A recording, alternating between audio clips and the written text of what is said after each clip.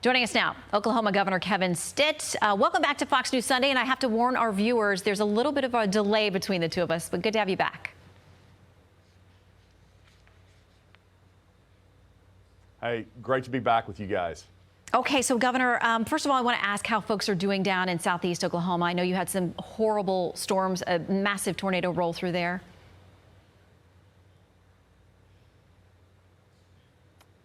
Yeah, I actually was down in southeast Oklahoma yesterday, visiting the folks on the ground, getting all of our generators, getting all of our state resources. Had a call with the FEMA director yesterday and Homeland Security. So we're doing everything we can to make sure our locals have all the support that they need and just on the ground. But it was the Oklahoma Standard that I saw firsthand. They were helping each other out. They were already out there with chainsaws and clearing the debris. We were working with our utilities to get that back on, and it could have been a lot worse. We had one fatality, a 90-year-old man, and so we're obviously praying for him and his family. And we'll be praying for your state as well. The pictures are just heartbreaking to see the devastation. But as you said, I know the good folks there rally around each other to help out. Let's get to your race now. The Oklahoman's saying this, in theory, Stitt should skate to his second term on November 8th after Trump won Oklahoma by 33 points in the 2020 presidential election, which begs the question, why is this such a tight race?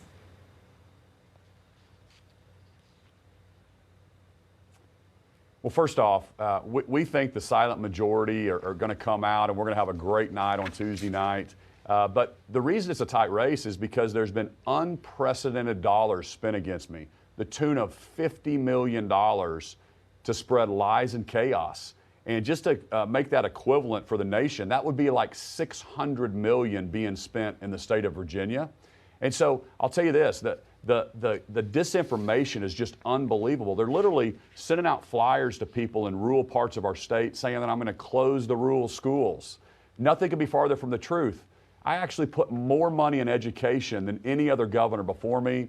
We're proud of our record. I have the largest savings account in state history. We cut taxes for every single Oklahoman. We've been deregulating.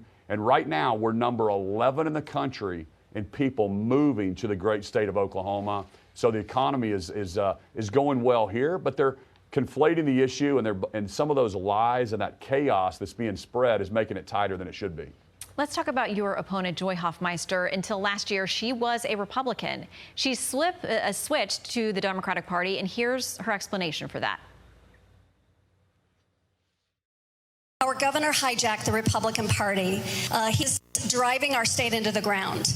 I am aggressively moderate, always have been.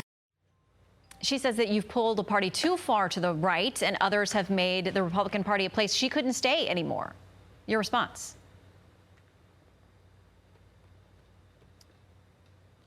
Well, listen, if believing in traditional family values and not having men compete in girls' sports is pulling too far to the right, I don't see it. Oklahomans overwhelmingly agree with us on traditional family values. If believing in smaller government, lower taxes, and deregulation is pulling us to the right, I'll gladly stand for that. But, you know, those parties that attacking the oil and gas industry, our jobs in Oklahoma, and not having an honest conversation about what the American people need to be energy independent, that's the real, extreme party. And they are the ones causing 40-year highs inflation at the gas pump and at the grocery store. And it's really all about the Democratic Party, which my opponent, when she couldn't see a path forward for herself, she ended up flipping parties. And I think Oklahomans can see right through that. Okay, let's talk about one of the most well-loved, well-known Oklahomans out there, former Republican Congressman, football star J.C. Watts. He made an ad endorsing, he's a Republican, your Democratic opponent. Here's a bit of that ad. I was a Republican then, and I'm a Republican now. And friends, I'm voting for Joy Hoffmeister. All this scandal and corruption is just too much.